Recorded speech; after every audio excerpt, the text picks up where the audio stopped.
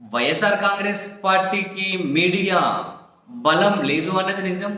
వాళ్ళ ప్రత్యర్థులతో పోల్చుకుంటే వాళ్ళకున్న సొంత మీడియా, ఇంకా అది వాళ్ళు ఏం రాసినా కూడా వాళ్ళ పత్రిక వాళ్ళ ఛానల్ కూడా అలాగే చెప్పుకుంటారని చెప్పే పరిస్థితి ఉంటుంది. అండ్ జగన్మోహన్ రెడ్డి గారికైనా వైసీపీకైనా ఒక రక్షణ కవచంగా ఒక పెద్ద ప్రొటెక్షన్ ఏంది అంటే సోషల్ మీడియా.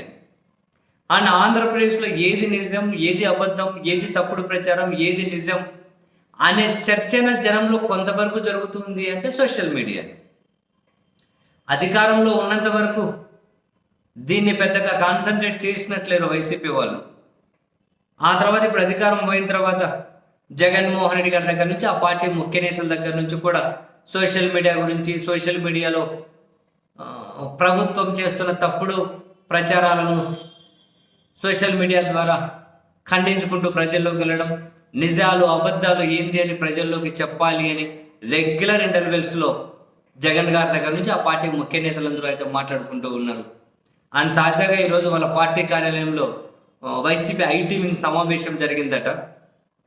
ఆ సమావేశం వేదిక మీద నుండి జగన్మోహన్ రెడ్డి గారి ప్రతినిధిగా సజ్జల రామకృష్ణారెడ్డి గారితో పాటు చాలామంది ముఖ్య నేతలు పాల్గొని వాళ్ళు మాట్లాడింది ఒకటే, ఈ ఐటీ వింగ్, ఈ సోషల్ మీడియాలో ఎవరైతే పనిచేస్తారో వీళ్ళందరినీ ఒక సపరేట్ గ్రిడ్ కిందకి తీసుకొని వచ్చేసి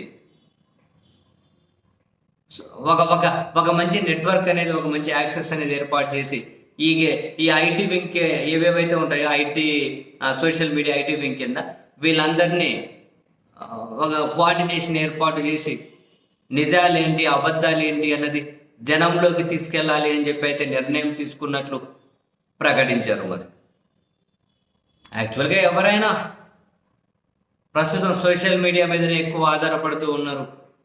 ఏ సోషల్ మీడియా అయితే చెత్త చెదారాన్ని జనంలోకి పంపిస్తుంది అని విమర్శలు ఎదుర్కొంటుందో అదే సోషల్ మీడియానే నిజాలను కూడా జనంలోకి పంపిస్తుంది, అబద్ధాన్ని బండకేసి చాకిరేవుగా ఉతికి ఆరేస్తుంది అన్న పేరు కూడా అదే సోషల్ మీడియాకే ఉంది. సోషల్ మీడియా ద్వారా జరిగే చెడు ఎంతో, జరిగే దుష్ప్రచారం ఎంతనో పాజిటివిటీ కూడా అక్కడ అంతే ఆస్కారం ఉంది. సో వైఎస్ఆర్ కాంగ్రెస్ పార్టీ వాళ్ళు సోషల్ మీడియాను బాగా వినియోగించుకోవాలి అని, దాన్ని బలోపేతం చేయాలి అని, వైసీపీ సోషల్ మీడియా యాక్టివిటీస్ కోసం ఒక సపరేట్ మెకానిజాన్ని ఏర్పాటు చేయాలి అని నిర్ణయం తీసుకున్నట్లయితే వాళ్ళు ఈ ఐటీ వింగ్ సమావేశంలో ముఖ్య నేతలు అయితే ప్రకటించారు. మరి అంటే ఏం నిర్ణయం తీసుకున్నారు, వాళ్ళ కింద ఏమేమి వింగులు పనిచేస్తున్నాయి, వాటన్నిటిని ఏ విధంగా నడిపిస్తారు, ఏదో ఒక సమావేశం పెట్టారు, వేదిక మీద నుంచి ప్రసంగించాలి కాబట్టి ప్రసంగించి వెళ్ళిపోయారు, ఇవన్నీ తెలియదు.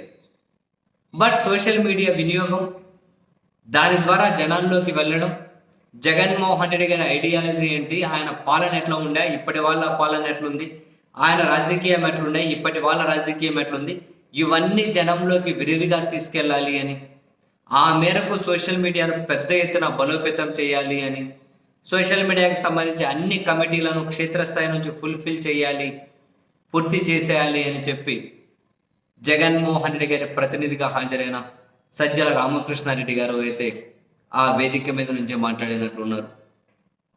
మరి రాబోయే రోజుల్లో వాళ్ళ సోషల్ మీడియా, వాళ్ళ ఐటీ వింగ్ ఏ విధంగా వీళ్ళు అనుకున్నట్లు నిజాలు, నిజమేంటి, అబద్ధం ఏంటి అనేటివి జనంలోకి తీసుకెళ్లడంలో ఎఫిషియెంట్గా పనిచేస్తాయో చూడాలి.